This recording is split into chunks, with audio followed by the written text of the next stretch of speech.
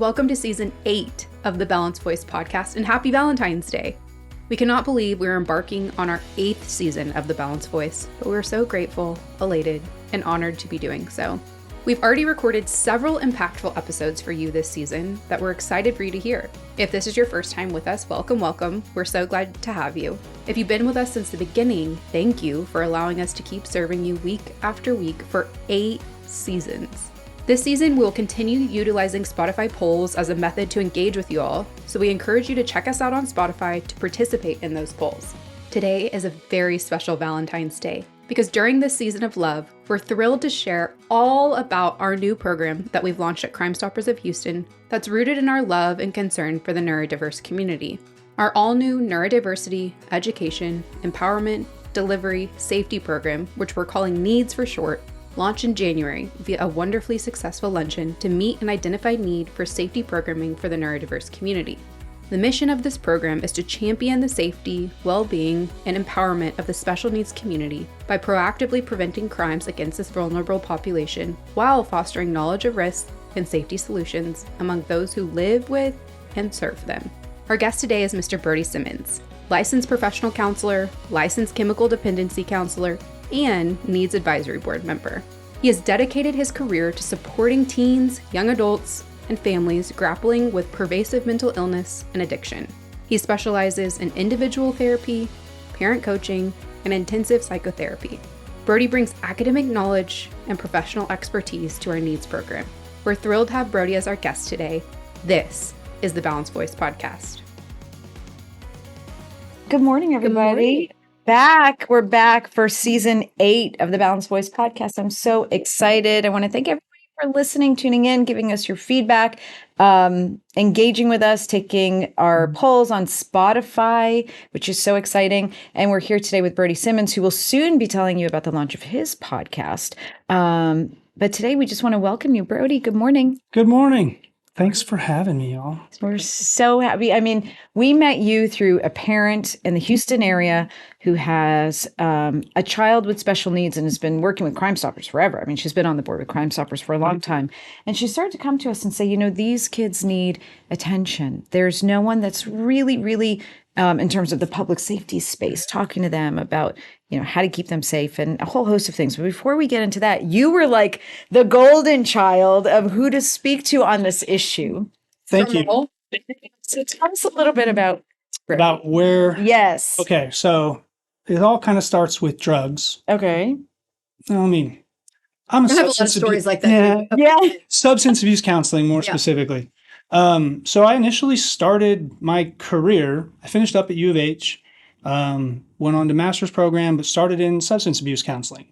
Because if you have a bachelor's degree, you can go for that license. I was getting that license while I was doing my master's and all this. Started off working with heroin addicts. Wow. And early morning, man, just rough. And but getting into how to be helpful and trying to learn and apply things as I go. Then I started working with Career and Recovery Resources, and I was in a program that worked with male inmates who were on probation or parole. Oh. And I guess to give a little, hopefully, good context of some of the things that it was really good to get a new experience that I'd never had. Yeah. And this is going to be an ongoing kind of theme for how I've grown into kind of the position and the way that I kind of do counseling in general. Was I had, as a teenager, some experience, not doing so great, but certainly didn't grow up in a lot of the environments and culture that a lot of the people I was serving at Career and Recovery Resources in this program had. To give you a little context, on day 2 of my job, I was, hey, you're going to run a group. Okay, cool. I can run a group. And I go into the group room, about 33 guys, definitely the only white guy, definitely was like... Inmates, all inmates. Correct. Okay. On probation or parole. Yeah. Okay. Yeah. Yeah. I'm like 27. Ay. Wow. Super, this will be interesting. Yes. And had to figure out how to relate to all these guys from I guess the youngest we probably have around like 19, 20. There's some guys that were 65. Yeah. Wow. So Did you kind of feel like this is one lot not like the other? Like you were out of place, you didn't fit the profile, or you kind of there was So- a diverse group of people? not that certainly that I didn't fit what they thought. Yeah. But I went in there ready to, all right, let's do this. Like this is fun, guys. And that's not necessarily all of their attitudes. Yes. But that's just how I approach stuff. Like we're here, we got to do stuff. Let's get to know each other and let's just do this. Let's do this time of life right now that we have together. Tell me what you guys know. And I really also learned to not step into, I know about your world, right? Like that check of, I'm pretty sure I don't know Right. about your world. And the technique that was, kind of instilled in me at that time, it's called motivational interviewing in my counseling world. Just the idea of being inquisitive and asking more about your perspectives when there's a conflict or a contradiction there. It's not me telling you that, it's continuing to ask questions to help the other person kind of like address that and recognize that. Super valuable skill set that was really helpful. And A lot of humility then. You went in with a lot of humility. well, thank you. I would say it was a combination of appropriately intimidated Yeah. with a little bit of humility, but also Knowing your skill too. Yeah. we're here to do the thing, so let's do the thing. Yeah. So, And actually I love that because it lays the groundwork for really connecting with people and allowing them absolutely. to feel heard. Yeah. and I like, that's truly it, right? Like being able to feel heard meant that they were able to talk about stuff and feel safe. Yeah. And that's not going to come back and Yes. get them the way that their life, that was a fairly common theme of their life. Yeah. And so, so that was really good. I enjoyed it. I learned a lot. And then I started working at a residential inpatient facility for teenagers. I've always been a fan of teens. Yeah. Hard group though. Yeah. More intimidating than your prior group, some would say. More intense. Because I'd had some fairly intense experiences working with some heroin addicts and with guys that have done some real serious stuff. To me, my perspective was probably hopefully not too terrible, but you guys are teenagers, you don't know what you're talking about in the first place, so like this will be fine. Doesn't mean they're not scary or intimidating. Yeah. Doesn't mean there's not intense moments there. But there was a whole new element and a recurring theme of working with anyone who's in substance abuse, who's being, I don't want to say coerced or pushed, but this is what you need to do, either because your parents are saying so or because courts are saying so or whoever. As you probably can imagine, they're not super excited to be there. Yes. They're not super excited to go, yes, tell me all about the things that I'm doing to ruin my life. Thank you for that. So there's this really rough time period where they show up and they're just not having it. And Well, they're searching for their own independence too, and they think they know for sure. everything. Yeah. And this is an inpatient place. Yeah. So we have a routine system for your whole day. And that's the last thing a 15, 16, 17-year-old person wants to hear. So I remember sitting in my office. This girl comes in, she's 15. She'd been here for all of 2 days. This is intake days, usually rough. So day 2, okay, I get to sit down and like meet. Hi, I'm going to be like your counselor. Like this is kind of the stuff that's going to happen. And she was having none of that. And within like 3 minutes is throwing like a huge tantrum, essentially. She broke stuff. She flipped my coffee table over. This was no joke. Yeah. But I'm just like, Let me know when you're done. And I just hang out. No reaction. Yeah, just sit tight. Right? She's got to get it out. Yeah, let me. You do you for a bit. You And just what sit it she's out. used to is frantic adult coming in and trying to, I don't Fix it. know, hold her down or whatever it is. I mean, Yeah. I don't know what her life has been like. Yeah. But what I know she hadn't experienced was, let me know when you're done Yeah. and hang tight. Oh. What was her reaction to that? I'm curious. I don't remember Yes. the amount of time it took. Yeah. But when she was done, which in the moment probably to me felt like hours, but Yes. it's probably 5 or 10 minutes. She kind of had the bewildered look. And I didn't even get up to clean anything. Yeah. I was just like, oh, welcome to counseling my office. lesson. Like, that was pretty intense. How do you feel?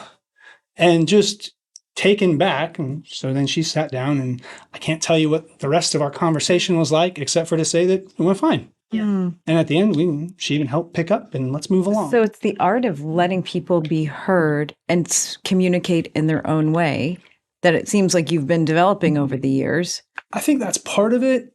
And when anyone is backed into a situation and feels the pressure and stress like they're not in control and there's a fight for that, they're going to go into flight or freeze mode. And if you've been doing drugs and have an issue, those problems, that's fight mode.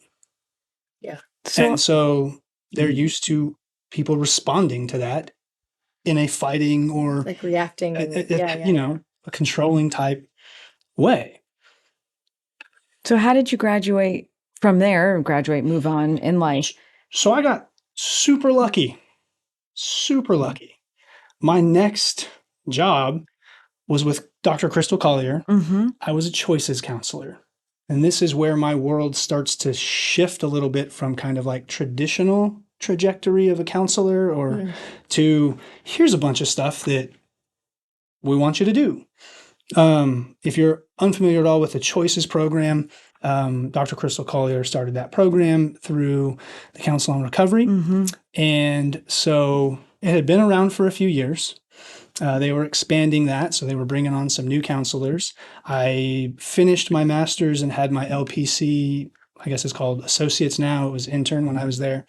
And so I was doing my hours under Dr. Collier and being a choices counselor. And this is also where I make my way into kind of the neurodiverse community. So choices program is you're going to go into a school, you're going to provide ongoing education and prevention, create curriculum, programming for parents, staff, and the students of a school. So it's covering everybody. Yeah, covering the whole world, right, for the most part, of teenagers. And I was fortunate enough to have 2 schools. I don't remember why that is. I feel like I should have gotten double pay. But let's make a note. We'll put you on the calendar. Yeah. It's fine. I'll talk to my therapist about my struggle with that. It was great though. I had St. Thomas High School, and for a lacrosse player, that was good lacrosse stuff. That was fantastic. The one sport I could never figure out. By the way, side note, you'll have to another time. The rules make no sense in lacrosse, like none. Okay, sorry, I can't. It's okay. All right, go I'll ahead. educate you with lacrosse another time. But I was very much at home at St. Thomas, and they were great in terms of like the faculty and the staff and all the organizations that they have. Their head of kind of like spiritual development, his name's Marty Matulia. He would tack me on to men's retreats with each of the, freshmen, sophomore, juniors, seniors. So I got to have time with dads and, all their these sons. guys. That's awesome. And I grew up playing sports, so I was all over the place, and it was super fun. And so that was kind of like a good time. We can talk about all these things that are relevant here. Hanging out with all the dudes. We St. cover Thomas all is the a boys' school. all boys Catholic school here in Houston. And the choices program, I get to create curriculum and have them help me do, hey, what do we think is a good idea for, drinking and driving awareness or whatever the topic was. So that was a super good time, very much wheelhouse. The other place I went was Gateway Academy. Gateway Academy is a smaller private school for neurodiverse students from 6th to 12th grade. Explain neurodiverse. Not Yeah. everybody understands that term. So these are people with social or learning differences, intellectual differences. So that's autism spectrum, anxiety, could be bipolar, OCD, Down syndrome. obsessive, not Down No, syndrome, down. Okay. Um, That. ADHD, and typically some combination Of the multiple. of Yeah. of those. I mean, in the neurodiverse population, one formal diagnosis usually isn't the case. Well, this was new to me. Like the age range, super comfortable with. Yeah. But In your I went in wheelhouse. there, yeah. But I went in there. I remember even the first interview that I had, because you still have to interview with these schools, and was the head of schools, Michelle Joseph.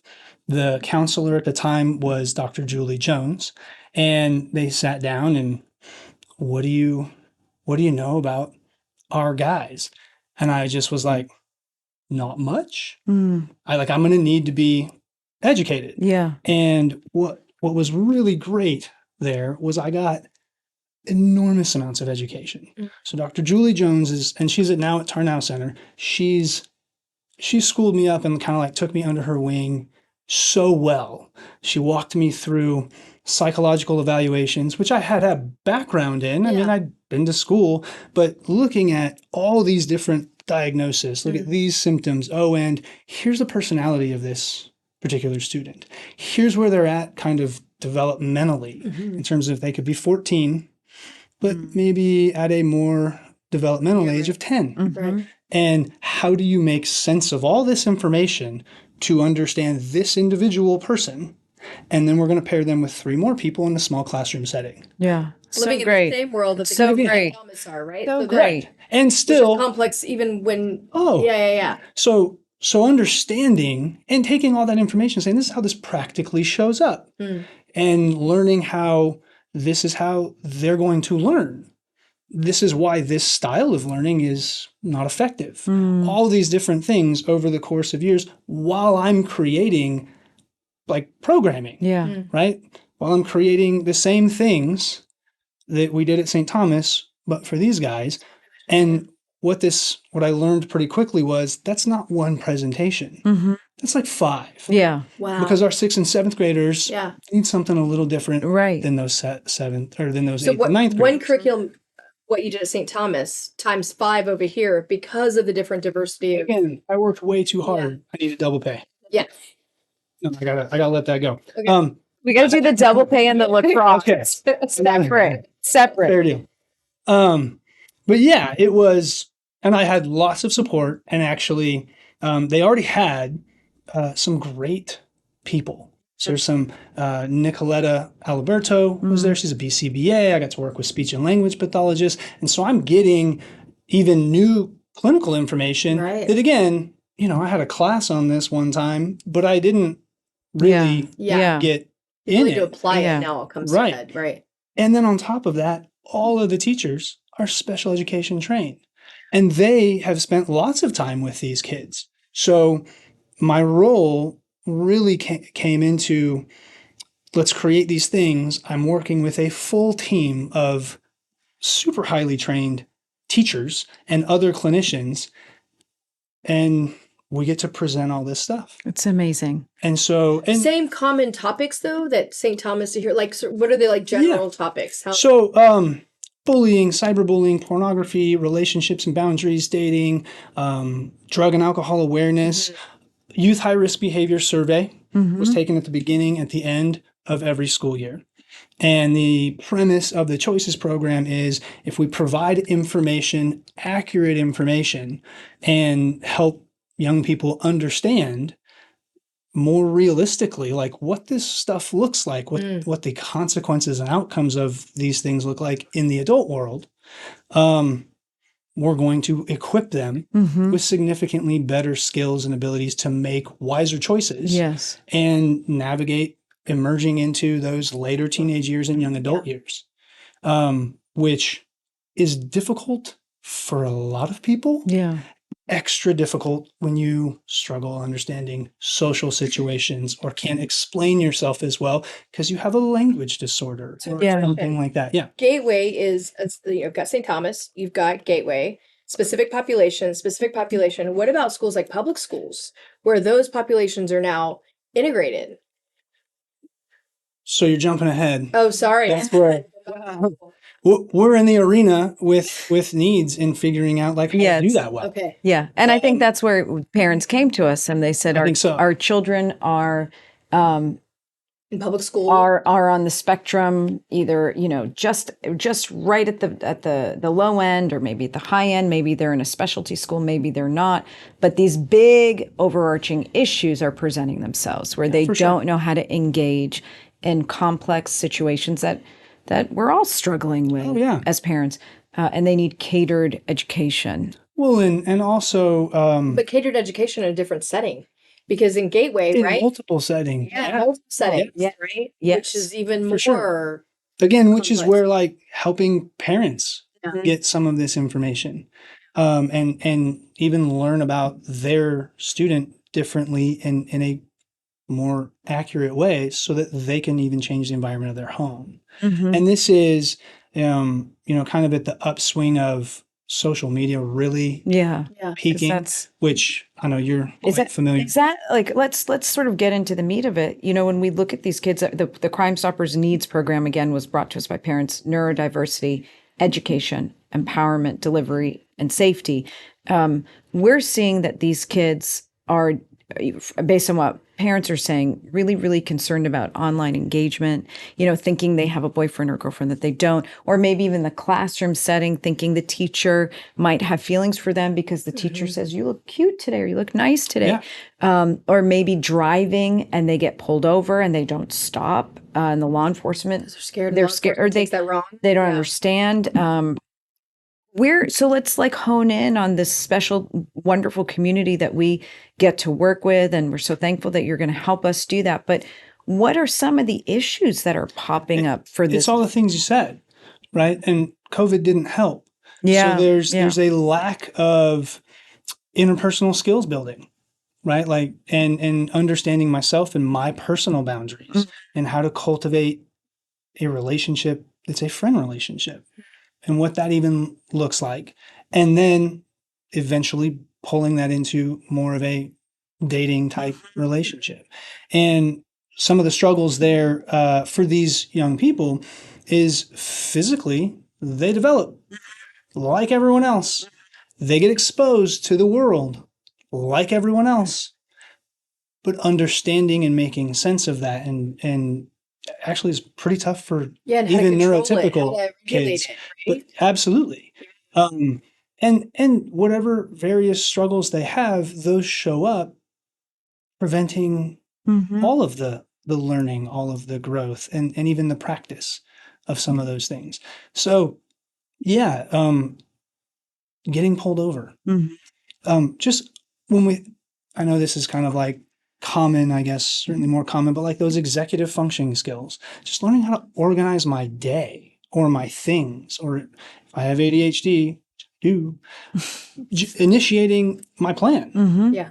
right? Coming up with the plan. All of these things are skills that come on as we get older if we can practice and build them. And this population is a little delayed in that.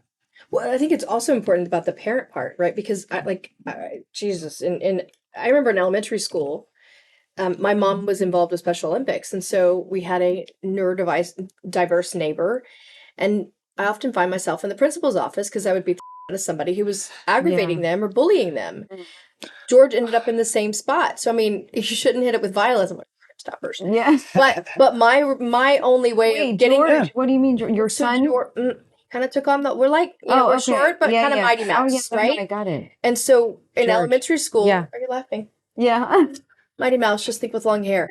And so, and think of, and my son did the same thing, right? There were kids that, were neurodiverse in his school. And so he would, like on field day or whatever, they couldn't do some of the, so he would, help them and whatever. We were just kind of taught that way.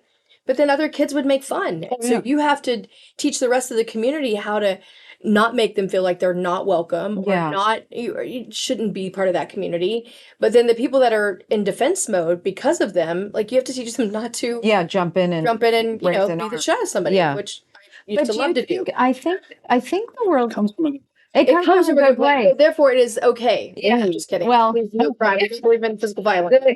But I do think like the younger communities are changing. I think a lot about this. So again, maybe not yours, but our generation. I don't know. Oh well, what hours anyway? When we were growing up, 30. What are you talking about? seriously, Okay. I'm 29. Okay, Amen. Botox. Remember, I tried Yeah. for the first time on Thanksgiving. Wasn't a fan. Anyway, so our generation, we were growing up when there was an other. Right? In school or whatever, Yeah. different. They We did didn't special understand. classes, though. They segregated them all. Well, but an other in any way. We suspected a child's whatever. I don't know that when we were younger, we understood that immediately, or we understood neurodiversity immediately. It was all lumped in. Other people are other. You don't have the skin color I do. You don't have the hair I do. Other, whatever it could be other. We quickly moved to like isolate. Yeah. We're going to exclude you. And in time, you saw kids come back to, like now flash forward, you see kids coming back to school with machine guns, because they are so tired of being the other. Yeah. That's right. So as a community, the younger students have learned maybe we won't be so quick. We're not going to love each other. We're not going to all be best friends. There's certainly friend groups, but we're not going to isolate everybody the way we used to. I feel like that's changing a little bit, but then I also think there are groups we don't understand. Happening in the kids. I feel like the kids have a layer of I kindness. still think there are mean people. There are mean people for sure, but big picture, I might phrase it a little differently. Yeah. Growing up, you're in middle school. Mm-hmm. That's kind of a show. Your body's changing. You're shifting from I mastered being a child to whatever beginning of adult world. I like calling teenagers essentially like adult babies. Yeah. You've mastered childhood, but in the grand scheme of the adult world, you are brand new, fresh. Yes. So figuring that out, but you're not a baby and you have the ability to see more and understand more. You just don't know what to do with it. Mm-hmm. And you're more aware of yourself and how you might fit in or not fit in. And I think you've had more examples of people being kind. I would hope so. You weren't raised in a house where everybody's like, well, if they're different than you don't talk to them. That's going away. I agree. And I'm happy to see that. Yeah. There's still the insecurities. Yes, for sure. Yes. Secure. I want someone else to suffer, not me right now. Mm. And so you still get conflict. You still get some of this other. Yeah. I think they're being taught how to deal with and navigate that differently, which is amazing. Where we want to see that. Yes. We want to continue to grow that. Yes. But it's still stress. It's still pressure, and I'm still insecure. So I want to take this attention off of me if I'm not liking it. And I as much as I would say, yes, I like that I like this, I wouldn't say trend, but like I think this growth that's happening. A little bit of a growth, and maybe it's maturity. Our kids are up to mature younger, and with that is good and bad. So there is sort of this element of, I don't think it's cool to, I don't see the other as an other anymore. Like I'm happy to accept everybody. We may be at arm's length. We may not be the closest people on the planet, but I don't need to attack you. I do think there's that. I hope. I don't know. But then the mental health, professional goes, but also there's a rise in self-harm, suicidality, depression, anxiety amongst all teenagers over the last decade. But there's also a silent thing, right? Because now what we see is that now that we understand that the spectrum is so broad, like the spectrum is like this. The neurodiverse, neurodiverse spectrum is so that sometimes he or she looks like they're regulated, normal functioning, whatever, and all of a sudden you're not, and then you're like, my expectation was that you were normal functioning, and now I'm realizing something's different. And so how do people change their expectations of that person? Does that make sense? That's hard. Absolutely. People don't understand how to adjust. And I think that's part of the mission and the goal of truly not only needs, but literally every program that's around to help any special needs, neurodiverse, it's all about let's bring some awareness and actual education about how to navigate that, yeah. this I have a and story. respecting those differences. Go. So my son goes to a military academy, right, for high school. And in the beginning, and people that are going to watch this are going to know who I'm talking about, right? And in the beginning of his tenure there, right, there was this young man, and just a little different, right? Responds differently, so on and so forth. And so great stories, though. I mean, he's just funny. I mean, there were just some great stories. And so my son was like, "Oh, it's so annoying." And this young man came up to me and he was like, because there are times where it's a little bit like you don't understand how to respond. And so this young man came up to me and he was like, Miss Jen, my goal this year is to connect better with George, your son. And I said, okay, that's great. I said, I support that. I looked at George and I looked at both of them. That's both of your goals, to connect better, blah, blah, blah. And George kind of looked at me like, I don't know how to do, I don't know how to do that. Like, what are you doing to me? Right. And I'm kind of one of those out there parents. I'm like, fuck it, let's all get together. Let's figure this out. And do you know that just by acknowledging like this to my son, like this is going to be, you're going to have a learning experience and you're going to have to play by his rules and understand his rules first before injecting your own or how he wants to interact. Do you know that last time, a couple weeks ago, I went to see George, and this young man came up to me and he said, I just want you to know, every time I need to talk, George is always there for me. And he respects me and I respect him, and he's a great kid. But as a parent, I had to not be and say, look, you're going to have to change a little bit of who you are to be accepting and understanding of how to play by his rules. This other students in the military school would. Yes. Yeah. And I love that because it's also a new understanding for us in terms of the capability of the neurodiverse community. Oh, yeah.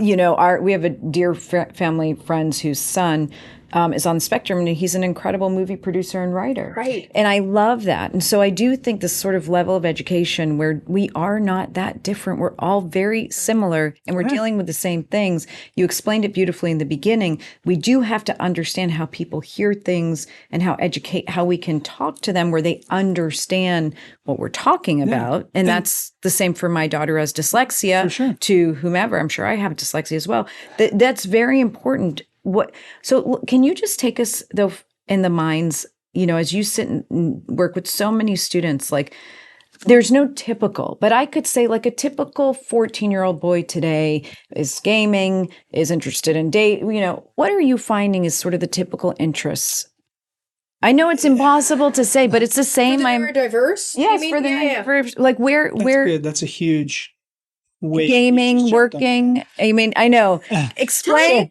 Society. You have about 30 seconds. Explain society. Tell us how we're going to help it. 6 hours. That's how long we get. So we're all the same, but not. We're all different and have our own uniqueness. Yes. And where I think about this would be, I can sit here and because we share a fair bit of general social understanding, we can get to know each other pretty quick. We can communicate kind of our thoughts a little more accurately. I'm older than both of you 29-year-old lovely ladies. Yeah. And but we can do this. Those skills are a little tougher.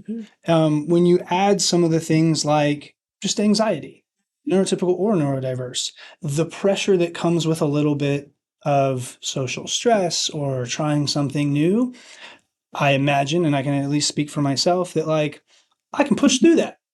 Like this will be all right. Let's go. That is not good advice for everyone. That might be good advice for me. That might be what I say. Push through it. Okay, I'm nervous about this, but let's roll. Like, let's go. You're welcome. We're gonna have to beep all of you people, but that's it's the only word for that. It's one of the best words. But that for neurotypical and neurodiverse, that anxiety, that's a whole beast in and of itself. It's like a wall. So yeah, it's a debilitating thing. Yes. It keeps me from utilizing any problem solving skills or being able to even intellectually read a situation, right? Making me fail. And then I recognize that I fail and you guys now think I'm weird. Yeah. And a failure. And that's going to spiral into a real difficult emotional space for me. It's killing my confidence. My I'm not creativity. going to try my that again. intellect, Yeah. All this stuff. all of I'm it. Yeah, giving your up. confidence It just dives. crumbles. Yeah. So many things go with it. Yeah. And that sucks. And I do like that many young people are recognizing that and being more, I don't know, use the word like compassionate. Empathetic, And maybe. I don't know. empathetic Yeah. to other people's struggles, knowing that like they have those as well. I have to continually check my own parenting to make sure that I'm not doing that. Mm. That I was raised with, Yes. well, suck it up. Like, when I was in my football coach Yeah, didn't say, right. how are you feeling right now? Yeah. Right. Yeah. Right. Like, Yes. and so it's an extremely gray area and difficult balance to how do we build some resiliency without crossing over to making that pressure and stress trauma. And that's a hard thing. Brodie, top 3 things. When you realize that maybe you're coming in contact or having an encounter with someone that's neurodiverse, what are the top 3 things to tell yourself or to do? Ooh, that's a fun one. Definitely calm. That however animated, stressful, anything, but maintain that poise. Mm-hmm. And I don't even know it's top 3 because the next one is try and understand. Listen. Yeah, absolutely. What's going on? Do you need me to sit here with you just for a minute and not say anything? Mm.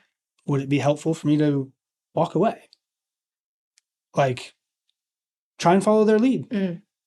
Give them some options. And I try to be aware of how they're responding to that.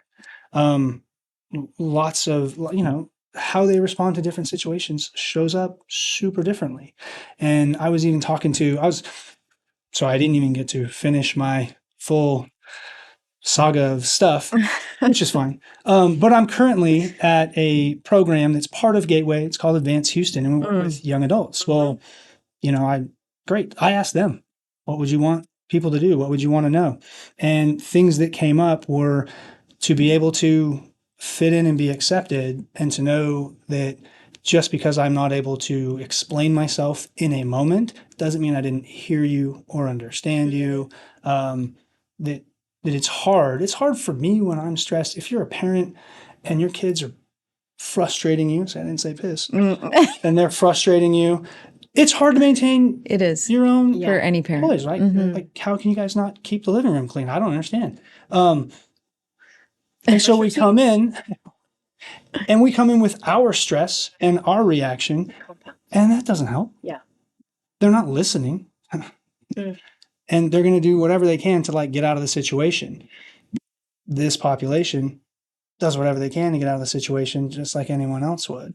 And that just looks a little different. Now marry that when they're in a situation where either a potential crime can occur. Yeah, that's what I want. Where they can potentially be manipulated. Yes. I was telling you earlier, the last 2 young women, adult women, that I've helped recover out of being trafficked for sex were both autistic. There was some level of schizophrenia.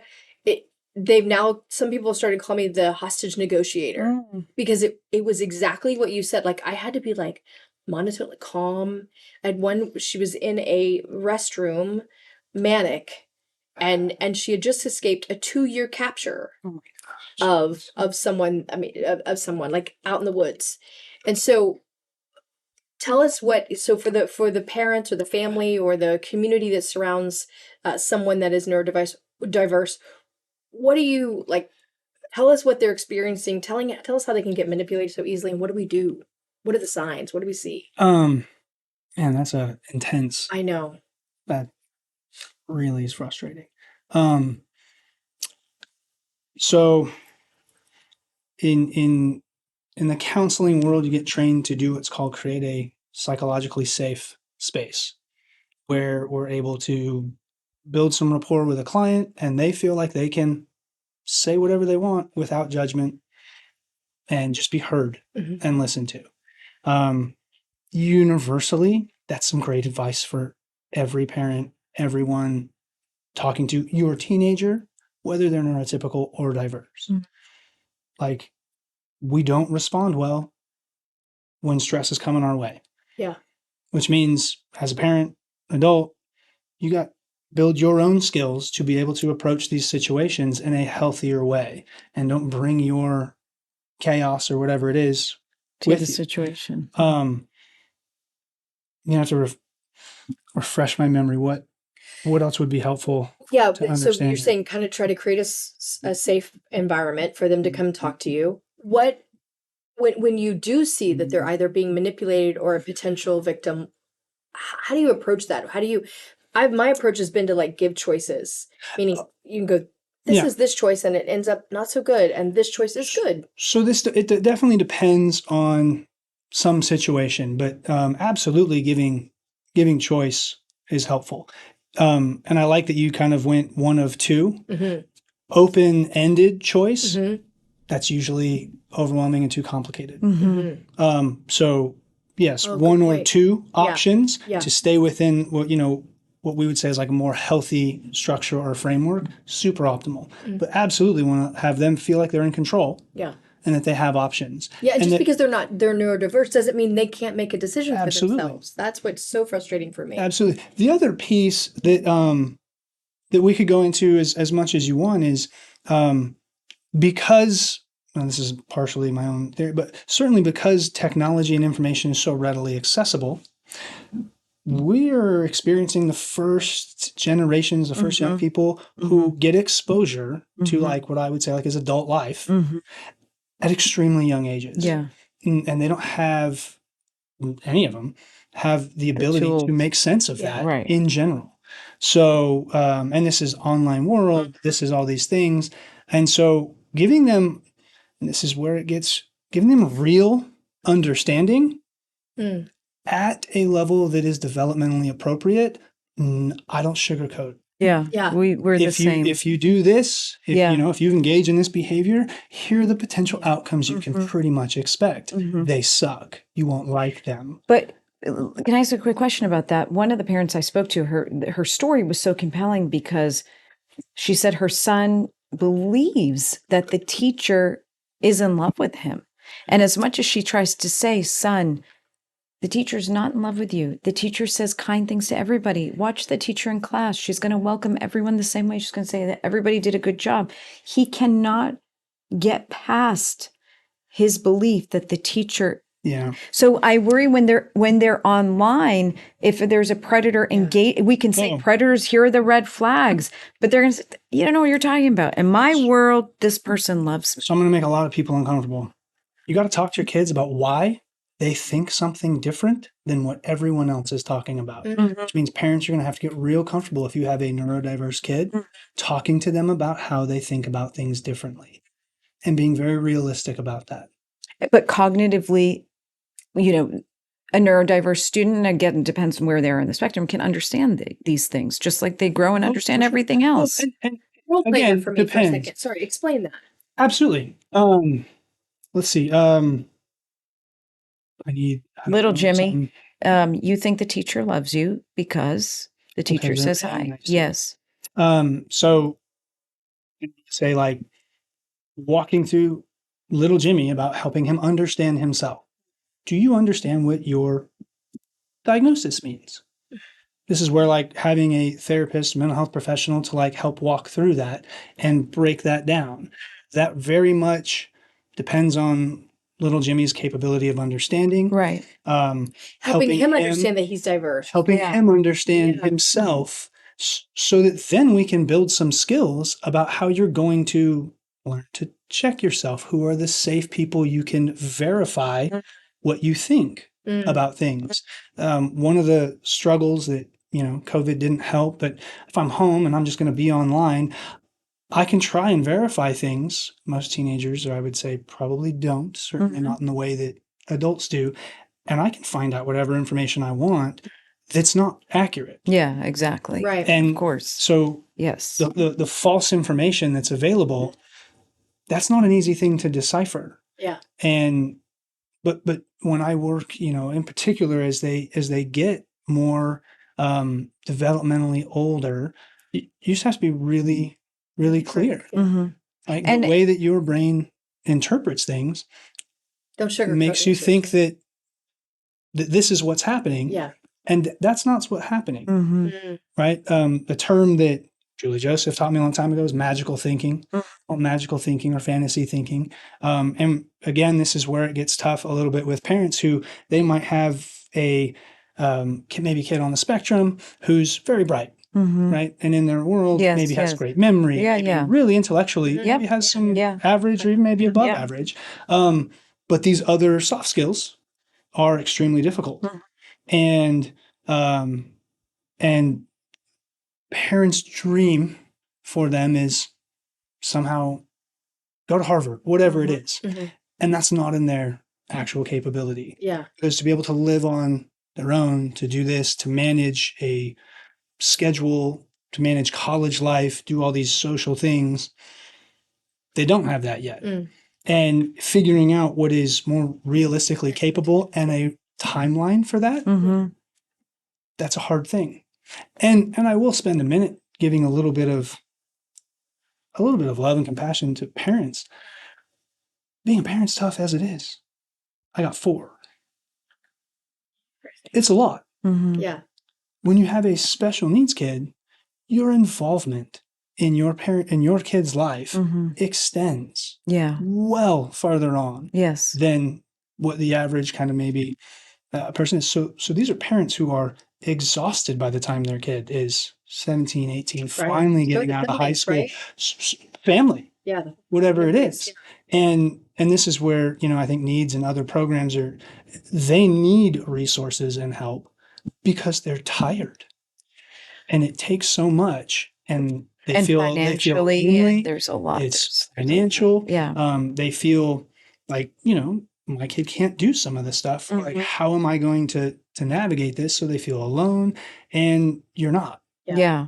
And we got to help spread that information and help spread that support and help educate And in while a more healthy there are way. so many groups, dealing with the neurodiverse community, what I appreciated is that these mainly, just for us, it happened to be a group of moms, really came to Crime Stoppers to piece a lot of different pieces together. Like they, get the city of Houston engaged, get the county get engaged, get the public-private schools Work engaged, with get the officers. work with the law enforcement Mhm. officers, because there is this sense of unending stress. By the way, we all have, as parents, to your point, we all have to learn Yeah. the magical thinking of our unique child, no matter if they're neurotypical, neurodiverse, doesn't matter. We all have it, but it does extend in the neurodiverse community, and we're trying to use the tools that Crime Stoppers has to build an overarching network, including legislative. Yeah. Right? That was going to be my next thing. Yeah, the legislative branch. The legislative part. Yeah. Have you thought about laws that maybe need to be out there? We passed one with it for sex trafficking about when there's a human that's been is neurodiverse, what happens to the So perpetrator? yes and no. Yeah. That's new to me. So Mhm. I'm learning about how legislation's made, all these things now. There's some great people on our advisory board for needs that are much more familiar. We actually had our first advisory board meeting last night, which was super eye-opening to me. And it's so my answer is I don't know how to answer that, Yeah, that's fine. but I have But working with people who have done this. Yes. Interview learning and absolutely working Collaborating about on here are some of the things that need to happen. Here's what's currently in place, and how do we make that better? And how do we? I will say one designation local law enforcement or legislatures mentioned to us at our needs luncheon was some type of identification that, at least for law enforcement, when somebody's driving a vehicle, Yeah. that there's some notation that there is the driver, potentially somebody in the car, is neurodiverse. So when they go up to the vehicle, they'll never know if that's the driver or somebody else, or maybe it's on the license. It explains a lot to the law enforcement community right then and there. Brodie, you're launching But not a like podcast. a medical or bracelet or anything. No, that no, makes you no. feel- No, it would be something that is unique to law, so they will understand immediately how to deal with. feel- At least how to approach Yeah. the absolutely. in situation. a different way. And with that, there'll be training. You're about to launch your 2024 podcast Wholeness Experience with Brodie Simmons. That's the working title. I like I it. kinda I like it. Okay, so So- tell us about it. Yeah. So I'm a fan of hearing people's stories of their own kind of mental health journeys. In particular, what's the stuff that actually was helpful and what's the that you hung on to for a long time that actually made it tough? And how did you parse through that? And how did you figure that out? And just letting people be able to share kind of not just their story, but then how they're taking that to community. So again, like, I'm not your typical counselor. Some of my clients would like to be on my podcast and share their journeys. That's great. I've had some pretty amazing, been able to participate in some pretty amazing like journeys. I've had, when I met a kid when he was 21, got in a lot of trouble through online, trying to do dating, made some big mistakes, got a felony charge. There was a lot of misunderstanding there. And I worked with this kid for a long time. He did some time. He's got an amazing story. He's 31, married, doing life, moving through.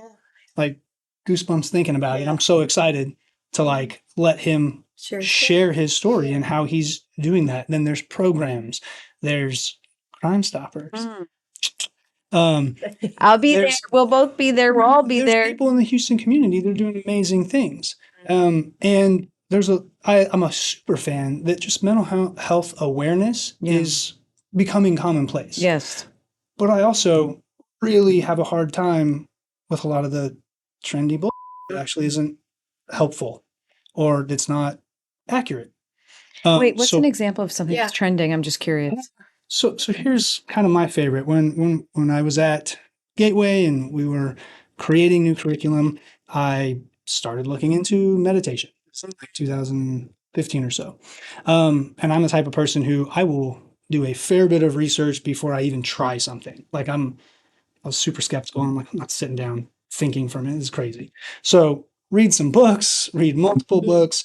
Then I go back to Gateway and talk to Michelle, and I'm like, hey, from what I'm reading, this would be super helpful for our guys in just building some calming strategies. If they learned how to breathe better, that would be helpful. And transitioning from like lunch to my boring X class, this would be good for recentering. Like, she says, great, cool. So she goes, go find someone who's going to help teach our staff. I start doing some research. I want to find a clinician who understands our guys and who has this. And even at the time, as I was Googling and finding names, I discovered that everyone apparently is an expert in mindful meditation because mindfulness is just. And so then I would call and I'd start asking some questions, things that I had written down from, some of the books I'd read, like, how do you think about this? How would you? And I quickly discovered that, like, what you're talking about. Oh, gosh. Yeah, it was awesome. I was like, I can't bring you in to teach our staff. You can't answer my 5 questions accurately, like, at all. Yeah, that's Same terrible. Like life coaching. Yeah. So Gateway is fantastic at taking care of the people. She sent me off and I trained with Donald Altman, did a retreat, learned from him. He was a Buddhist monk for 20 years. Wow. And I've stayed in contact. I built my own meditation personal practice and then came back and helped our teachers. Now our teachers and all the staff, we do mindful minutes. Our students create mindful minutes for their classrooms. And a lot of them, by the time they go from 6th to 12th grade, they have a practice that they do. It's part of their personal strategies and toolbox to manage and to hone in and be focused is awesome. That is amazing. And so it's things like that. Brodie Simmons, you are wonderful. We're so thrilled to have you on the needs board, working with Crime Stoppers, doing all that you're doing for the community. It's an honor. It's follow him when you launch the 2024 podcast. I'll share it too. All the stuff. And we thank you for everything. And to everybody else, we thank you for joining us on the Balanced Voice podcast. Take care, everybody. Thanks for tuning in to today's Balanced Conversation. You can find real solutions and tangible resources in our show notes at thebalancedvoicepodcast.com. To join the conversation, follow us on Instagram at The Balanced Voice Podcast and on Twitter at @BalancedVoice_. Stay up to date on Runya's work by following her at The Runya Report, and we can't wait to see you next week for another Balanced Conversation.